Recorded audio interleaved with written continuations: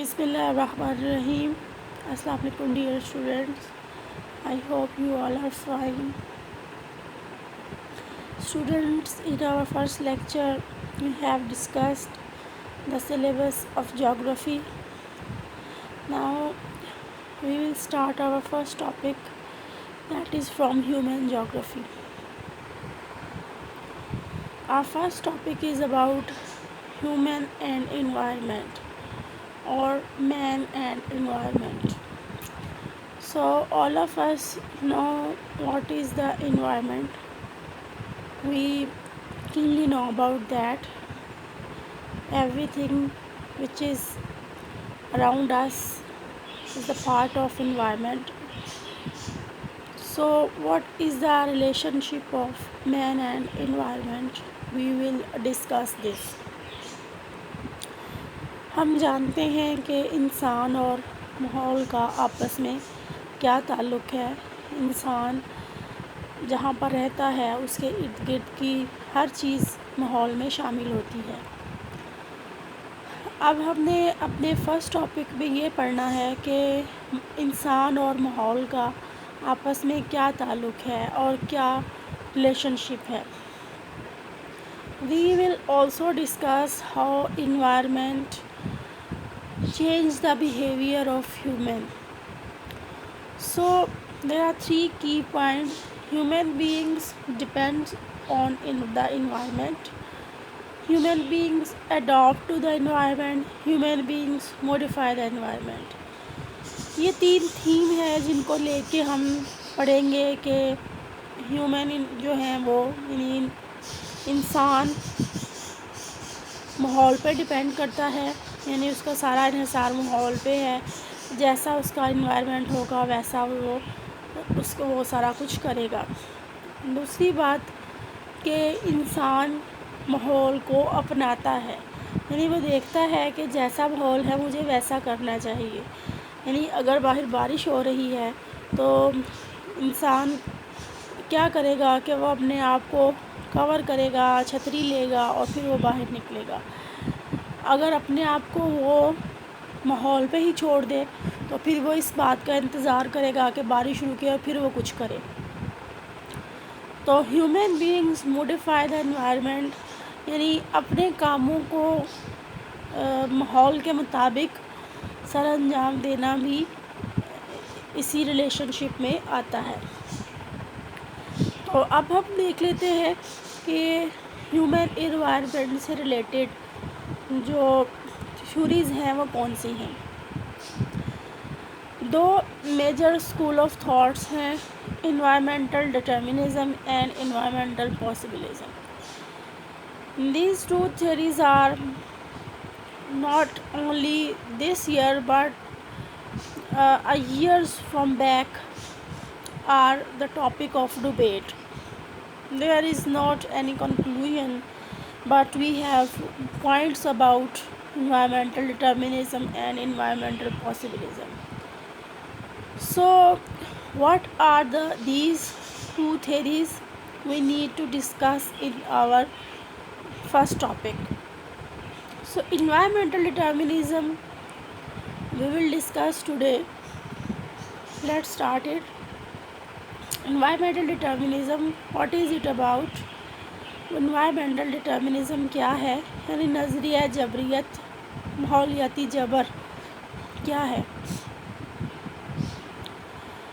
This view is highly supported by geographers and non-geographers. یعنی کہ جغرافی کے جو لوگ ہیں وہ بھی اس کو سپورٹ کرتے رہے ہیں اور جو نان جغرافرز ہیں وہ بھی اس کو سپورٹ کرتے رہے ہیں. تو اگر ہم پرانے دور کی بات کریں تو تب بہت سے جغرافی کے لوگ نہیں تھے جو انہوں نے بھی اس کی حمایت کی تھی اور انہوں نے اس کو پروموٹ کیا تھا، جن میں ہپوکریٹس، ہیروتھیسٹریز، اسٹرابو، ایرسٹوٹل، ہیروڈوٹس، پٹولمی اور دوسرے لوگ تھے.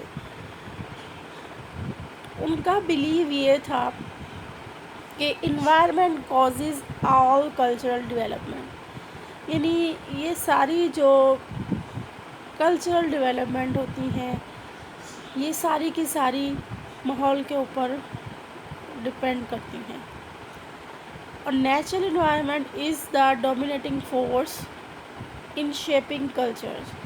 یعنی ان کے مطابق یہ ماحول ہی ہے جو سارا کچھ کلچر سے لے کے انسانوں کی عادتوں تک کو چینج کر دیتا ہے، یعنی اپنے مطابق ان کو بنا دیتا ہے.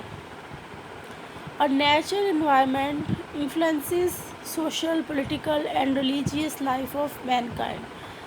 اور جو قدرتی ماحول ہے اسی سے ہماری سوشل یعنی سماجی، سیاسی، معاشی اور مذہبی زندگی کا تعلق ہوتا ہے. یعنی ہم ویسی ہی باتیں اپناتے ہیں جیسا ہمیں قدرتی ماحول جو ہے وہ فراہم کرتا ہے کہ ہم نے یہ چیزیں کرنی ہیں. تو یہ اس انوائرمنٹل ڈٹرمنزم کے حامی لوگ تھے، وہ ان 3 چیزوں کو بیس کرتے ہوئے اس پہ بات کرتے تھے. اب ہم دیکھ لیتے ہیں کہ کور تھیم آف ڈٹرمنزم کیا ہے. اس کے 4 پوائنٹس ہیں جو ابھی ہم نے پیچھے 3 پڑھے ہیں، اسی سے ملتے جلتے ہیں. نمبر 1 ہے human environment control human action and activities. کہ ماحول ہی ہے جو انسان کے کام اور اس کی ایکٹیویٹیز کو کنٹرول کرتا ہے. اور human are badly depend on the natural environment. یعنی انسان کے اوپر جبر ہے کہ وہ ماحول جیسا اس سے کروائے گا وہ ویسے ہی کرے گا.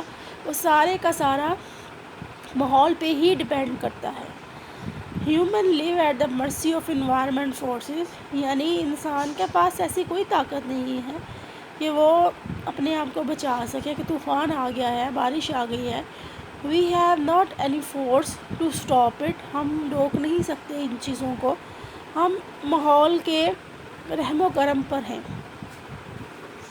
Human attitude decision making are influenced by environment.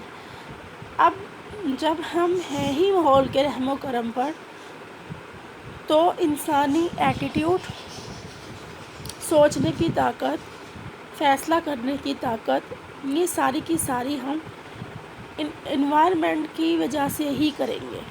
جیسا ہمیں انوائرمنٹ ملے گا ہم ویسا ہی کام کریں گے.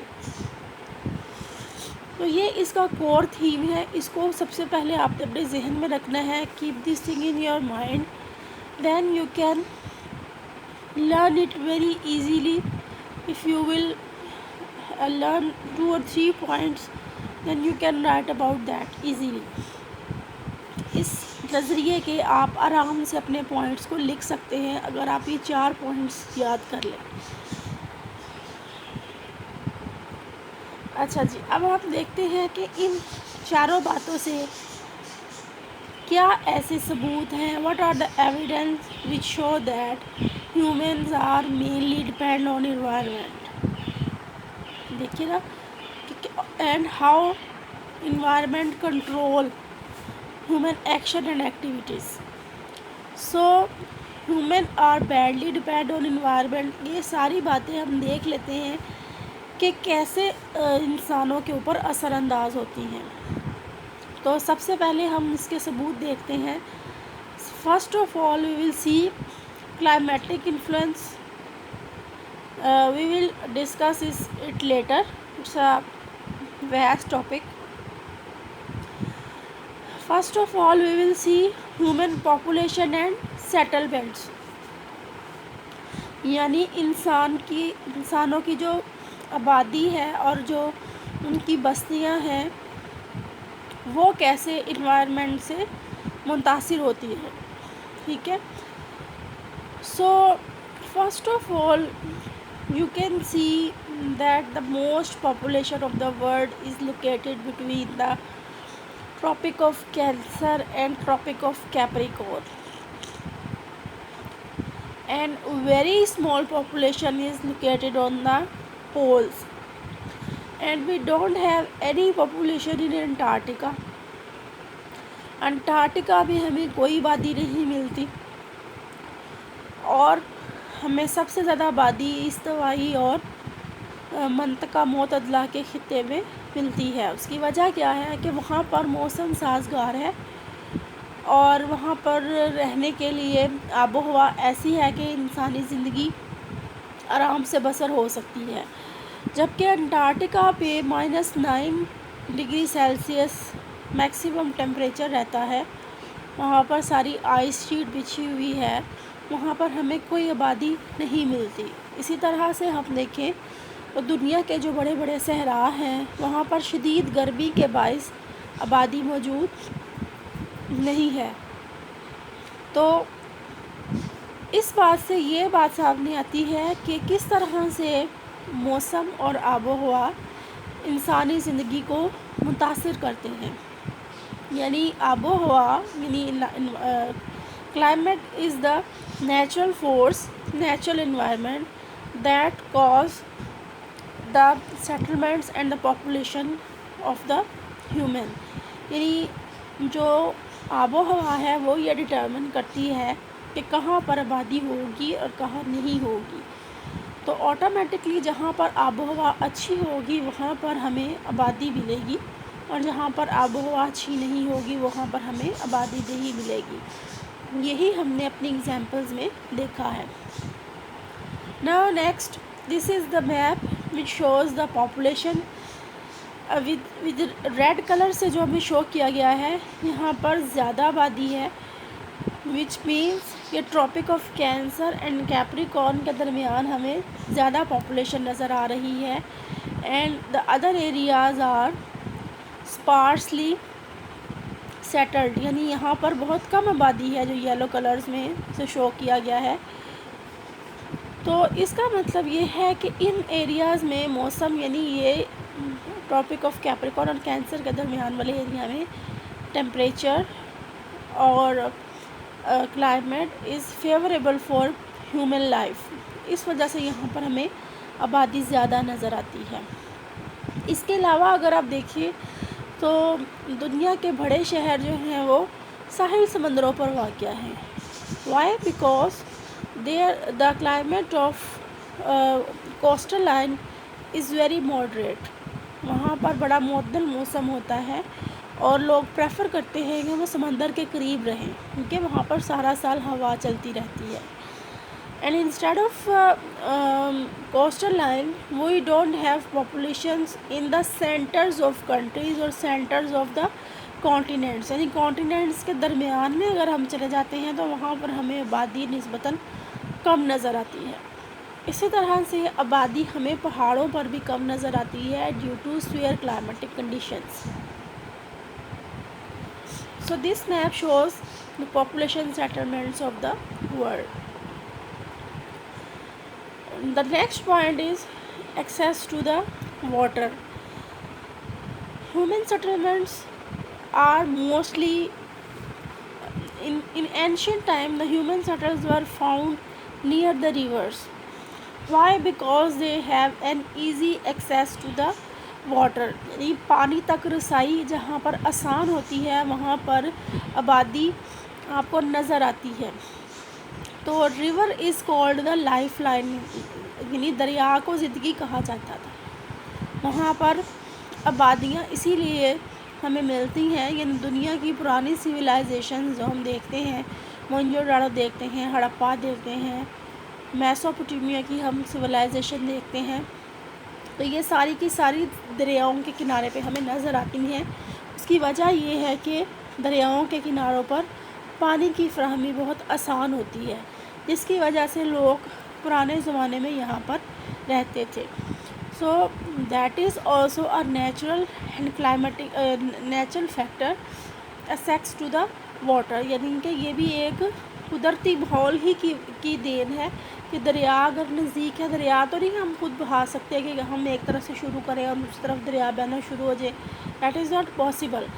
دریا کا اپنا راستہ ہوتا ہے، دریا اپنے ہی اس میں فلو میں چلتا ہے، تو اس وجہ سے نیچرل انوائرمنٹ یہ ڈٹرمن کرتا ہے کہ جہاں سے دریا گزرے گا وہاں پر ہیومن پاپولیشن ہمیں نظر آئے گی۔ Next point is agriculture. Agriculture میں ہم دیکھتے ہیں crops food and livestock. Agriculture is highly dependent on natural environment. If we have cold weather, we will have that type of crops. If we have hot temperatures, we will have that type of crops. यानी crop सारी की सारी मौसम पे depend करती हैं. अब इसकी एग्जांपल कुछ इस तरह से है कि we grow wheat in winter, but in some areas of the world we have spring wheat. यानी कुछ एरियाज़ ऐसे हैं कि हम तो गंदम बोते हैं नवंबर में और अप्रैल और मई में हम उसकी कटाई कर लेते हैं, लेकिन दुनिया के कुछ एरियाज़ ऐसे हैं चाइना, इंडिया में, कि जहाँ पर गंदम बहार के मौसम में यानी मार्च में बोई जाती है और अगस्त में काटी जाती है. What's the reason? The reason is that in these areas are very cold where they can grow wheat in spring. उनका स्प्रिंग का टेम्परेचर हमारे विंटर जैसा होता है, जिसकी वजह से वो इस मौसम में फसल उगाते हैं. सो crops are highly depend on environment. जैसी सॉइल होगी, जैसा क्लाइमेट होगा, वैसे ही वहाँ पर फसल उगाई जाएगी. If a land is rich with iron, so you can grow apples over there. आप सेब का बाग वहाँ पर लगा सकते हैं. You can not grow oranges there. हम वहाँ पर माल्टों का बाग नहीं लगा सकते. So the fertility of land is highly depend on natural environment. यानी ज़मीन पे तो हम खाद डाल सकते हैं, लेकिन नेचुरल जो ज़मीन हमारे पास मौजूद है हम उसको चेंज नहीं कर सकते. सो summer crops and winter crops are the example of that कि इन्वायरमेंट कैसे एग्रीकल्चर को कंट्रोल करता है. Then we have food items which we will see.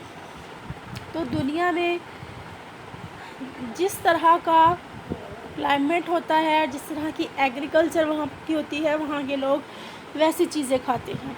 साहिल के करीब रहने वाले लोग फ़िश खाएंगे, मछली खाएंगे. मैदानी इलाकों में रहने वाले लोग फल और सब्ज़ियाँ ज़्यादा प्रेफर करेंगे. इसी तरह से मैदानी इलाकों में या माउंटेनियस एरिया में लाइव स्टॉक बहुत ज़्यादा होता है. लाइव स्टॉक भी इनके ज़राअत के साथ जानवरों को पाला जाता है. जानवरों की परवरिश करके उनका गोश्त, दूध हासिल करके उससे भी फ़ायदा उठाया जाता है. तो जैसा एरिया होगा, जैसा एनवायरनमेंट होगा, वैसे जानवर वहाँ पर पाले जाएंगे. सहराई इलाकों में ऊँट को पाला जाता है. पहाड़ी इलाकों में पहाड़ी बकरियाँ पाली जाती हैं. पहाड़ी बकरियाँ और तरह की होती हैं और मैदानी इलाकों में जो बकरियाँ पाली जाती हैं वो और तरह की होती हैं. इसी तरह से टुंड्रा और इन इलाकों में रेंडर एक बड़ा यूनिक एनिमल है, वो जो सिर्फ वहीं पर मिलता है. So this is all depend on natural environment. यानी नेचुरल इन्वायरमेंट है जो ये हमें सारी चीज़ें दे रहा है और उसको देख के हम बाकी चीज़ों को वैसे ही अडॉप्ट करते हैं. इसके बाद आ जाती है नेचुरल वेजिटेशन. वेजिटेशन का मतलब है कि कुदरती नबातात, यानी जो कुदरत ने नबातात दी है वो. अब ये हमें पता है कि जैसी आबो हवा हमारे पास होगी वैसी वहाँ पर वेजिटेशन होगी. ये एक फ़्लो चार्ट है आपकी 3rd ईयर की बुक में. अगर आप बायोमैस पूरा आप से पहले आता है पूरा हयातियात, उसको अगर देखें तो उसमें आपको नज़र आएगा कि दुनिया में जो ट्रॉपिकल एरियाज़ हैं वहाँ की वेजिटेशन कैसी है, यानी वहाँ पर नबातात कैसे उगती है, कुदरती नबातात. और वहाँ के जंगलात कैसे हैं. वहाँ के जंगलात उनके लंबे नहीं हैं, ज़्यादा घने जंगलात हैं और दरख्त छोटे हैं. जबकि इस्तवाई इलाकों इसमें मंतका मोतदला के जो जंगलात हैं वो बहुत लंबे लंबे दरख्त हैं, लेकिन वो ज़्यादा घने नहीं हैं. इसी तरह से जो इस्तवाई इलाकों में सहरा पाए जाते हैं उनमें कैक्टस वगैरह के पौधे मिलते हैं, जबकि मंतका मोतदला में जो सहरा पाए जाते हैं उनमें थोड़ी सी ग्रास टाइप हमें मिलती है. फिर इसी तरह से ग्रास लैंड्स आ जाती हैं. یعنی ساری کی ساری جو نیچرل ویجیٹیشن ہے that is depend on climate. جیسا کلائمیٹ ہوگا ویسی سوائل ہوگی اور ویسی ہی وہاں کی قدرتی نباتات ہوگی. So this diagram shows the vegetation and you can easily see کہ جیسے لیٹیٹیوڈس میں ہمیں نظر آ رہا ہے ویسی ہی ویجیٹیشن ہے. یعنی لائٹ گرین کلر جو ہے وہ ہمیں ٹیمپریٹ میں نظر آ رہا ہے, اس سے ڈارک جو ہے وہ ہمیں تھوڑا سا اور اوپر نظر آ رہا ہے. یہ ہمیں ایک سمیٹری نظر آ رہی ہے کہ لیٹیٹیوڈس کے اکارڈنگ ہی ویجیٹیشن ہے. تو یہاں تک آپ نے اپنی بک سے اس کو ریویو کرنا ہے, اچھی طرح سے پڑھنا ہے, اور نیکسٹ لیکچر میں انشاءاللہ ہم باقی ٹاپک کو کور کریں گے. تب تک آپ لوگ اپنا خیال رکھیے گا. اللہ حافظ.